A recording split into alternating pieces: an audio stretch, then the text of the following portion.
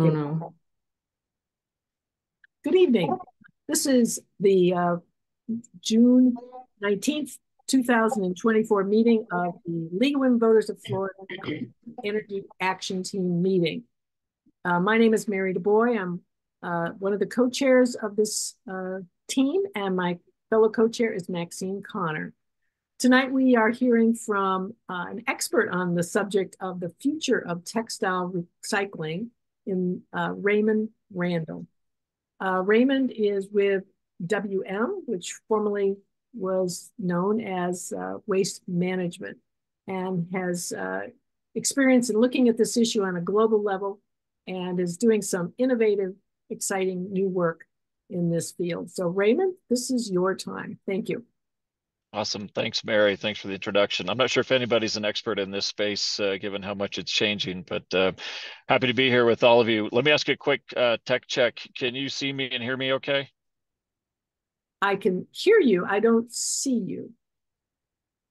Does anybody else see Raymond? And my screen has... No, we can see his slides. Yeah, we can see. And then he's on the little slide thing with everybody else. Yeah.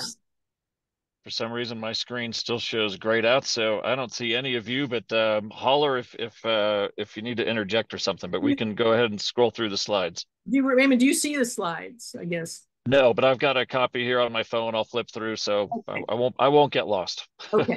There we go. So no worries. Yeah. Okay. Anyway, thank you again, Mary. Appreciate it. Always great to connect with you. And I think I actually presented with this audience a number of years ago, Mary, just about general recycling. So always a pleasure to be with you all. So on the second slide there, we talk about sort of this historical linear value chain that's been present in the textile and apparel industry. This has been traditional. This is quite frankly common in every industry. You'll frequently hear it abbreviated take, make, waste. And that's generally how we as society have approached most products, for many decades, maybe even hundreds of years. There's an estimate that says in the fashion industry, that means we're probably losing about $500 billion of value every year based on not managing this material more effectively.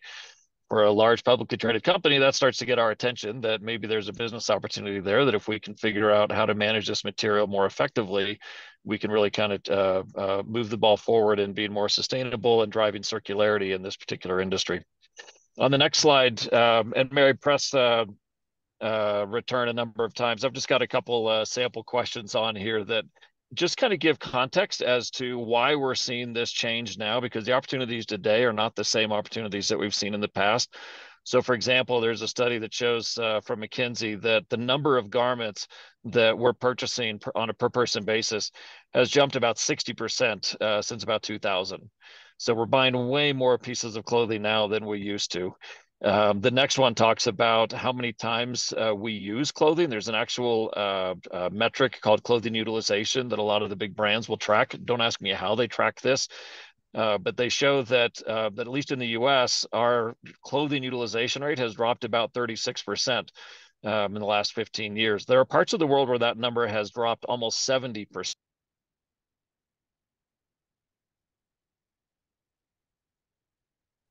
Oh, Raymond. Yeah, Raymond. Oh boy. Raymond? If he can hear us, maybe he can call you, Mary. Raymond, if you can call, I'm trying to call him. Let's see. Yeah, if he can call. We might be just talking and not realize that he's offline. If he can hear us, he should call Mary or me, and we can put the phone down, and he could speak into our laptop speaker. Let's see if I can.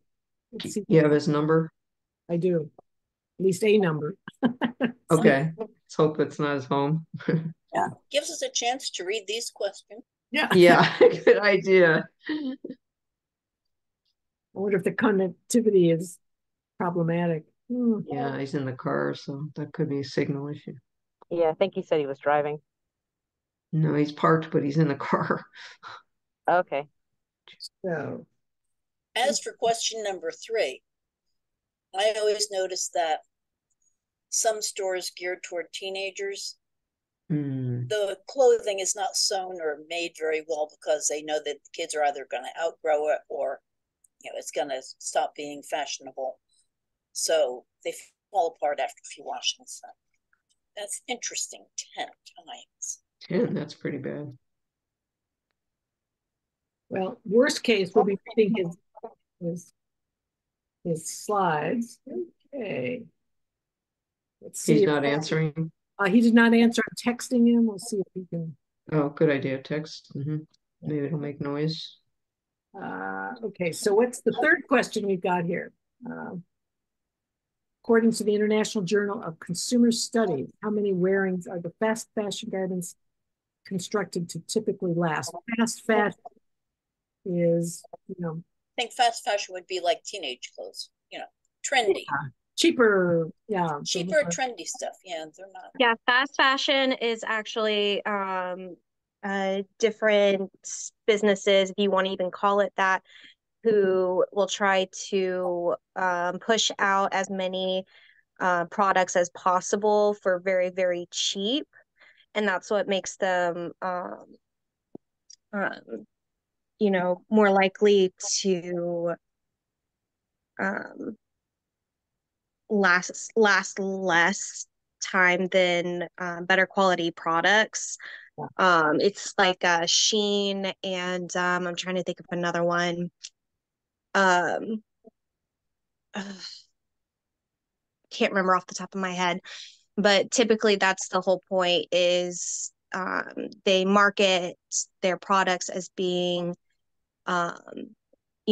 cheaper for people and cheaper, definitely part of the picture here. What was that? He's back. Raymond? Thank you, Brianna. That was wonderful. Yeah. Thank you. A young person would know that. Did somebody say Raymond? Hey guys, I think I'm back here. Hang on, let me get my Raymond, we're on the fourth question of the fast facts. So gotcha. So yeah, according to a study commissioned by Barclays, what percentage of British shoppers admitted to buying clothes online for Instagram posts probably from, and return them after posting? Oh boy. Yeah, 9%. Right. It's crazy. It's so all those questions just really give you a sense as to how this fashion industry is changing and changing rapidly. And we're buying a lot more, we're wearing them less, they're not made to last very long, and we're not even really buying them to wear half the time or part of the time. So anyway, can you hear me now? Yes. We're good to go. Yeah. Awesome. Sorry about that. We'll continue on. So there's a couple just broad metrics that I think are worth pointing out when we talk about why is this becoming of interest, when we realize that there needs to be a change. About 80 pounds of textiles is the amount that the average American throws out a year. It's somewhere between 80 and 100 pounds. I've seen a number of different studies in that. About 85% of that goes directly to landfill or waste to energy. Only about 15% of textiles are currently being recycled. That's traditionally through donation, some resale, but that number has not changed. We'll dig into that in just a minute here. We talked about the amount of fast fashion that's proliferating the markets. More than half of fast fashion is disposed in within less than a year of it being produced. That's astronomical to me. And it looks like it's trying to connect to the computer here. Let's see. This is easier. I think I'm back. Whoops. We still see you. And you're seeing me on my phone. Yeah. Not sure why that's the case. I see you on the screen. I'm just going to turn off my computer here. Sorry about this, folks. Okay. We'll just stay on the phone and keep it easy. We're good to go? Yeah. Yeah. Okay. We talked about the 500 billion number, and then just from an environmental standpoint, about 20% of all global wastewater production is from the fashion and apparel industry, and about 10% of global greenhouse gases are from the fashion and apparel industry. So tremendous environmental impacts, and it's really only getting worse. And so as we scroll to the next slide, we'll see kind of from WM's perspective why this starts to become of interest to us. The bottom chart shows all the way back from 1980, which is when the EPA started to really track this. That top dark green bar is that 15% that I said is traditionally recycled. It has not deviated by plus or minus a percent since 1980. The middle lighter shade is what goes to waste to energy. The big bar on the bottom is what goes to landfill. So that 15% has remained consistent since at least 1980. I've gone back through some of the years. I've never seen it be less than 14% or more than 16%. For some reason, we are stuck in that 15% range. And so when you look at the top chart, it shows you how fast the textile percentage of textiles in our landfill is growing, and it's faster than any of the other material streams that the EPA tracks by a long shot. And so it really calls kind of everybody to attention that this is something that really needs to be addressed as we start to explore other options for how to manage this material. So if you scroll to the next one, Mary, I call them kind of the 6 winds of change. How are we going to bend this linear supply chain to a more circular supply chain? I'm not going to go through all of these, but there's a couple that I think are kind of interesting. On the top right side, it talks about changes in social pressure. So there's a lot more interest now by brands and even consumers in understanding where their raw materials coming from. Is the cotton that's in my garment, was it cultivated by Uyghur populations? There's actually legislation around that now, making brands assure that the cotton that they have in their garments has not been cultivated by Uyghur populations. There was sort of I found a comical spat between the North Face and the oil and gas industry a couple of years ago. There was a large oil and gas company that wanted to order some North Face jackets for their folks out in the field and have their company logo put on it. And the North Face replied back and said, the oil and gas industry doesn't align with our values. We don't want our name on your jackets, so we're not going to do it. And then the CEO of another oil and gas company went through the North Face catalog and wrote a very public letter to the CEO of North Face and said, about 97% of your products use some derivative of the oil and gas industry. So anyway, just a lot more scrutiny about how our products are being made, what the origin of the material is, and how those are being cultivated. There's also a lot of changes in business models. Resale is growing at tremendous rates. Most brands are trying to figure out how they can increase their opportunity to sell a garment more than once. That makes great sense for them. And so there's, for many brands, it's less than 1% of their top line revenues. Many are expecting it to be approximately 20% of their top line revenues within the next 10 years. So there's a lot of models being explored around how they can get garments back after end of use to somehow repair and put back in some sort of resale program, sort of like a certified pre-owned car. You can go to Patagonia, you can go to REI. Those are some of the brands that are currently sort of leveraging that trend today. I'm going to talk about that middle box in a few minutes, but there's also some legislation listed in the bottom right that I think is critical to understand. Massachusetts has already implemented a ban on landfilling textiles. That went into effect about 1.5 years ago. The European Union has implemented a ban throughout the entire European Union starting in 2025 for banning textiles from being landfilled. So California and New York have also started what's called EPR. I'm not sure if you all are familiar with that. It's called Extended Producer Responsibility.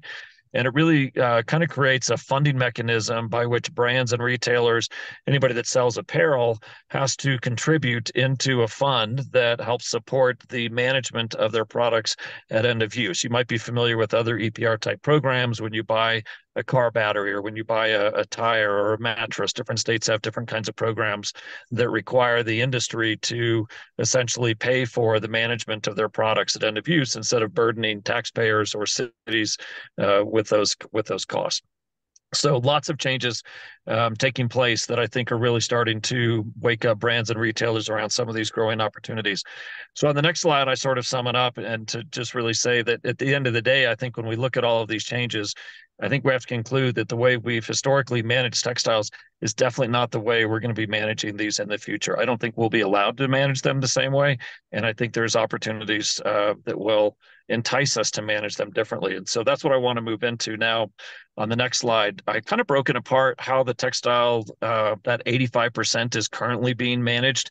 And when we look at it from both a residential and a commercial standpoint, it's slightly different. On the residential side, there's really 2 things that govern that. It's way easier for residents to put textiles into their trash can than it is for them to load it up into their car and take it down to a thrift store or to, list it for sale on eBay or ThreadUp or RealReal or something like that.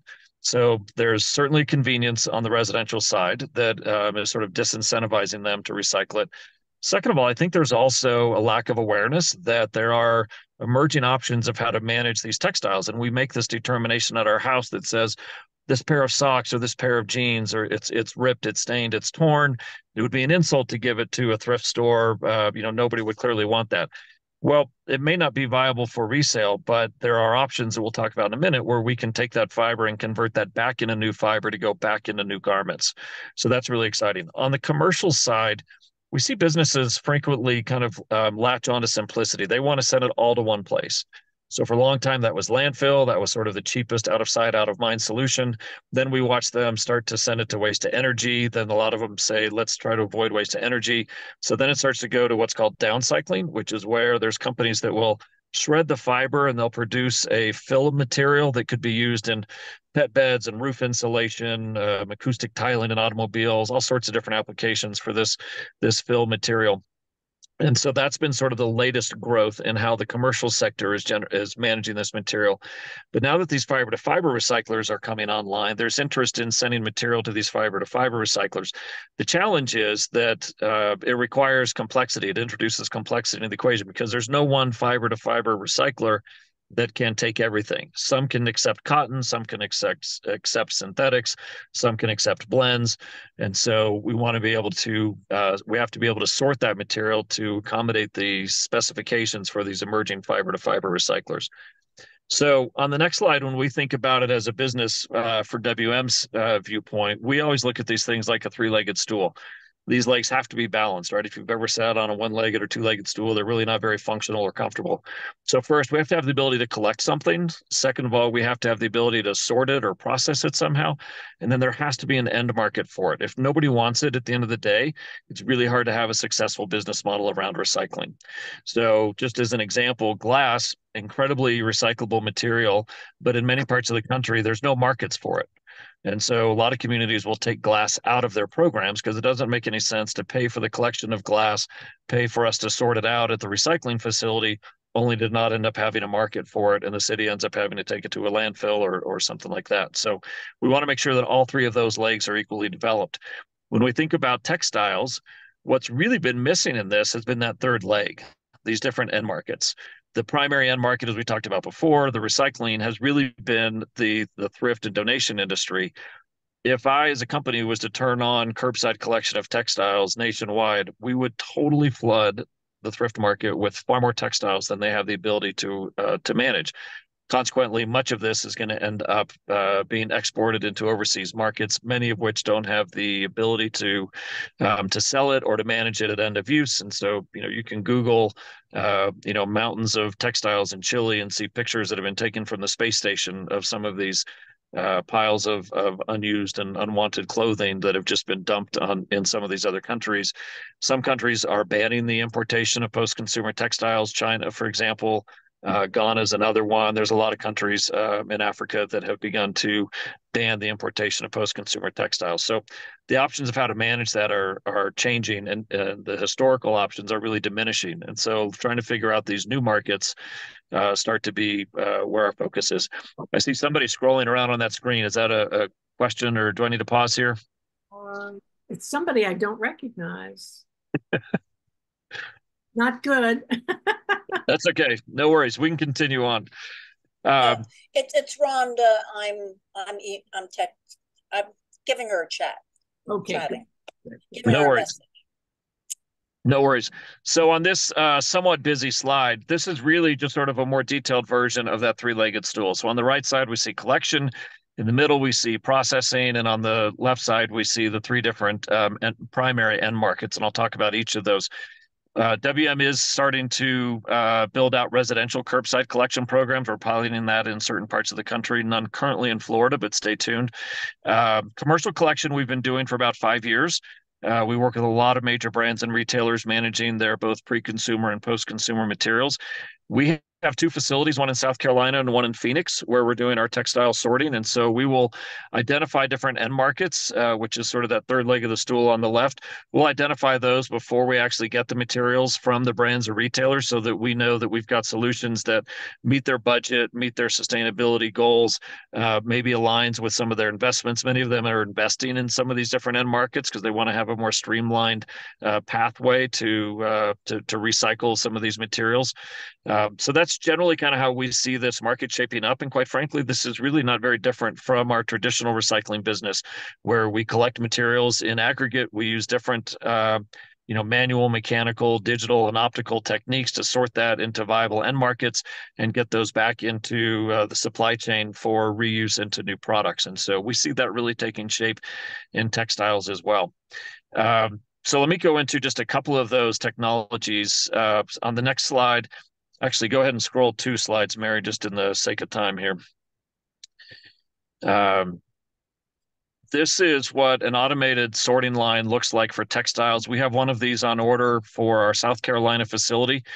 This will be the first of its kind in the U.S. I won't go tell you what everything does here, but essentially we can take in, say, curbside collected material. It will be separated by robotic arms to place the material onto a conveyor belt where it goes under a what's called a near infrared scanner. And so it looks for sort of the frequency that the color and the fiber puts off. And then as it goes up the conveyors that you see up into there's 10 different bunkers there on the side, blow jets will blow the textiles into these different bunkers based on whether it was 100% cotton or 100% polyester or 50-50, or if we have somebody that wants us to sort for certain colors, we can program it that way as well.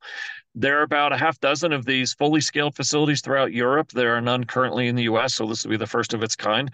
It is a smaller version of what's in Europe, but we hope we can really prove out the model and then build a much more fully scaled facility. So super excited about that. Let's go to the next slide.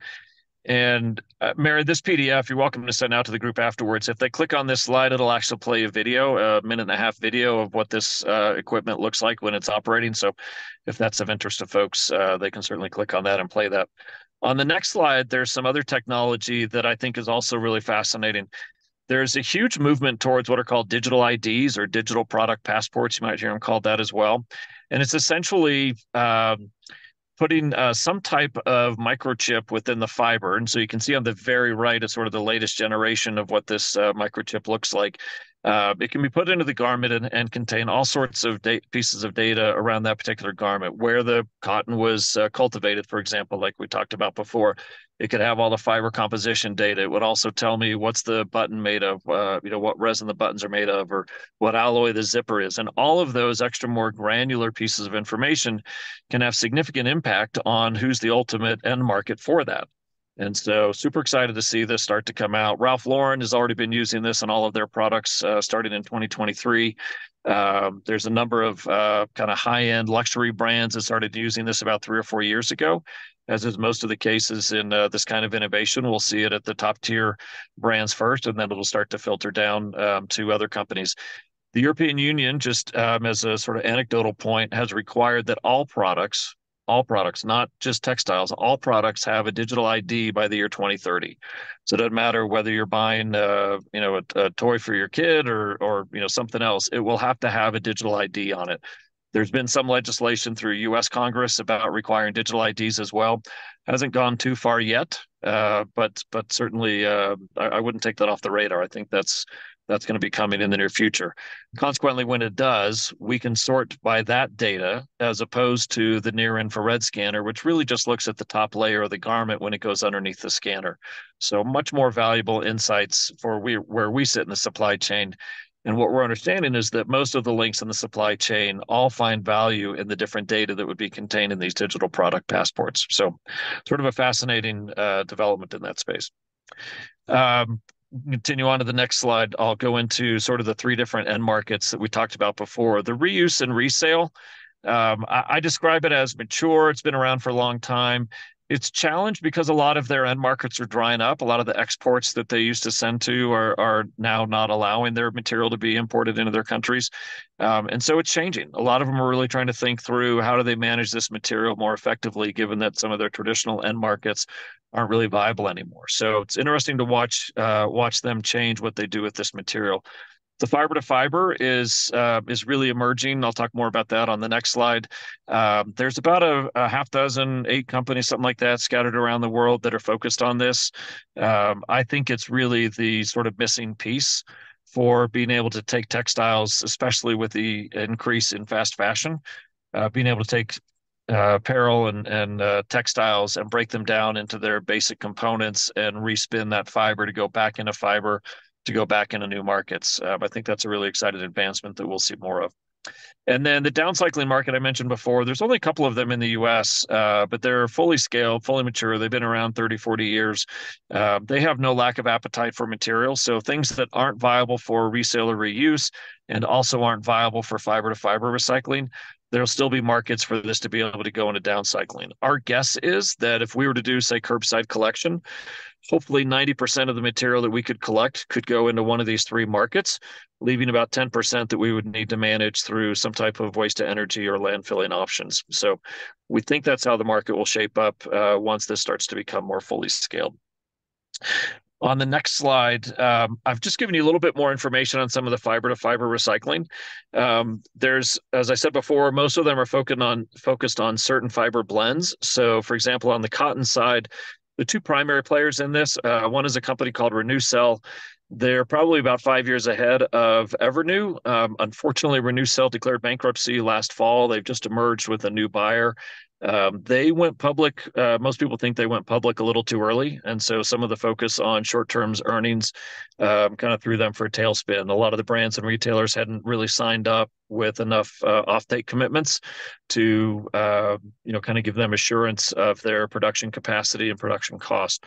So it's been problematic, but super exciting news that they did find a buyer and owners are starting to change hands. So we're hoping that they're going to reemerge with a better financial picture. Evernew is based in the U.S. However, RenewCell is based over in Sweden. Evernew is based in the U.S. I think they're headquartered out of Seattle, and they're looking at facilities in South Carolina, and I think they have some work up in Michigan as well. But that could be a great domestic solution for the U.S.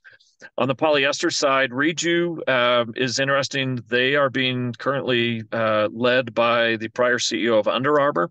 When he went to Under Armour, he decided that he wanted to try to figure out textile recycling since the majority of Under Armour's products were made from synthetic fiber.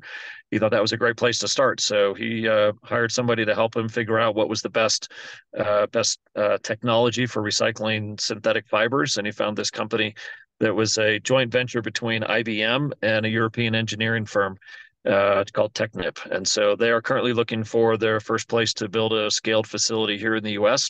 So glad to have some domestic capacity for that. Syra is a company that was spearheaded by H&M. Ironic that it's a fast fashion company, but they really put a lot of money into Syra and developing a technology to help recycle their products at end of use, as well as any other synthetic fiber textiles and apparel. Ambercycle is another US-based company. However, I think they're going to build their first facility over in Asia. On the blended side, Circ and Warn Again are the 2 primary companies that are focused on that. Again, if you click on the Circ link when you send out the PDF, there's another 1.5-minute video that talks about Circ that I think gives a good overview of what their business model is. But they'll actually be able to separate the polyester from the cotton and be able to respin both in a new fiber to go back into new garments. So I think that fiber to fiber recycling, watching these folks start to come online, put shovels in the ground, build capacity, that's really what the market, quite frankly, around the world has been waiting for to be able to manage this material more effectively. So if those second and third legs of the stool become more developed, then I think the burden starts to shift to WM even more so to be able to collect at much greater scale, whether that's commercial or residential. And so that's really what we're starting to focus on now is as we see these fiber to fiber recyclers coming at scale, figuring out how we can start to collect more at scale and move beyond just some of the pilots that we have going. So on the next slide, I go back to the statement I made before about the way we've historically managed textiles is not the way we'll manage them in the future. But I hope that's encouraging, because I think the way that we will be managing them in the future, quite frankly, is pretty exciting. I think these technologies that are coming forth around digital product IDs, the fiber to fiber recycling, it's a really fascinating time to be in this space. I've not seen an industry shift as quickly as we're watching the textile industry. And it's not happening just with, Patagonia and Eileen Fisher. We're watching a lot of brands, again, for example, H&M, putting significant time and effort into try to figure out how to develop better end markets for their products at end of use. So I'm going to press pause. I saw a couple of questions flash up. I'm not good at multitasking, so I just continued talking, but I'm happy to go through and answer any questions y'all have. Do you want me to go through the chat box first, Mary, and then take the live questions? Well, then, yeah, would you do that, please? Yeah. Yeah. Okay. Let's see. Florida, this is from Lisa Ruckman. Florida Department of Ag and Consumer Services, FDEX, will hold a June 20 public hearing on it, that's tomorrow, on its proposal to repeal a 2022 renewable energy rule. The rule requiring utilities to produce 100% of their energy from renewable sources by 2050. The department has proposed repealing the rule, saying it is no longer necessary after the legislature passed a bill eliminating climate change goals in state law. Okay, that's not a question. Yeah. Mary, no, sorry. Yeah, a bad milestone, but yeah, let's see what we've got on this subject. Okay. Yeah. The next textile one is by Rhonda Ruff. Oh my gosh.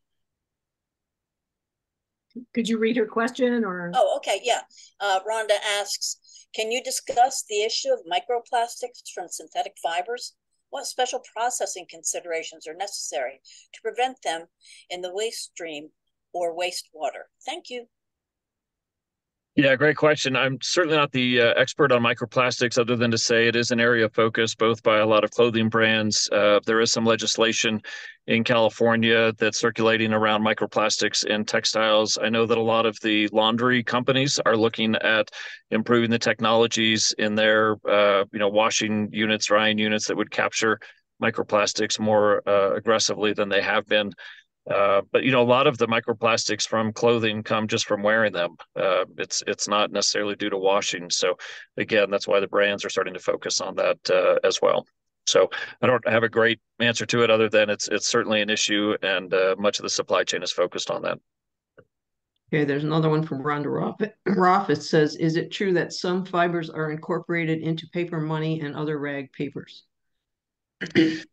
Well, my understanding is most of our currency is made from linen. I don't know. I think there is some, I have heard of some denim fibers going into currency production. I'm not the expert on how our currency is produced, but again, if that's a form of recycling and diverting material from landfill, I'm all in favor of it. And then somebody asked my question, so I'll skip it. And because you answered it, is Goodwill, here's another from Stevers. Is Goodwill one of the collectors of fiber? Collectors of fiber. If there's a way to rephrase that, feel free to type that in. I'll give you a broad answer. Goodwill's a really fascinating organization. There's 154 fairly autonomous, what they call affiliates, and each one of them runs very independently. They decide what kind of material they want to accept, what they're going to do with it, who they sell it to, et cetera. Some of them are really advanced and have some fascinating technologies, and quite frankly, programs within their facilities that manufacture products for the government. South Florida's Goodwill, for example, makes much of the military uniforms. They have make a lot of the flags for the internment ceremonies. So it's a fascinating organization. They clearly accept post-consumer textiles as their primary line of business. Some of them are more engaged in figuring out fiber to fiber recycling opportunities than others, or the materials that aren't going to sell. So I'd be afraid to give one blanket statement that says, yes, they accept fibers, but many of them are engaged in fiber to fiber recycling. Okay, and the second part of Steve's question is, what is the name of the app for digital ID? The name of the app for digital ID. I don't know of an app for digital ID. I know that if you go to Eon, Eon's one of the companies, just for transparency, I sit on their advisory council. I think they're, if you search for Eon, EON digital ID, you'll find their website. I don't know if they have an app. Good question. But most of it is not a consumer app. But many brands are starting to put barcodes on their products that will give after use instructions. Hey, this is made for 100% cotton, and this can be recycled by this company or in this manner. So, using your camera phone to find the barcode on it, and it'll bring up a link to it. That's the main consumer facing aspect of that I'm aware of. I don't know of an app that does that yet. There might be one. I just haven't had need to use it. Okay, thank you. That is the end of the chat questions. Mary, do you want to open it up to the floor? Or it's 5-0? Yeah. Other questions from the group today? I know you're not shy. Any other questions? Maybe they put them all in the chat. Well, Raymond, I was curious about bamboo. In theory, that's a renewable resource, and we're seeing it be used in some clothing. Does that represent any issues, or is that overall a good thing? No issues. I mean, I've got some bamboo products. I love them. They're fantastic. So yeah, I think as brands look for more sustainable fibers, I'll use that term generically. Bamboo certainly gets included in that list of preferred fibers. So I don't know what the carbon footprint is of a small staple fiber of bamboo versus recycled cotton or recycled polyester, but it certainly has the attention of a lot of the brands and retailers, seen as that as a viable resource. Okay. And Mita. Okay, so you represent waste management, correct? Yes, the company WM, yes.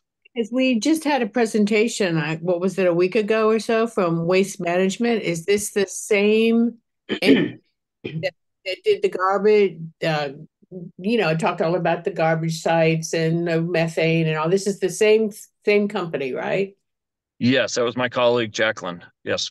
Okay, so now knowing that, I did not realize that waste management was so involved in this kind of stuff.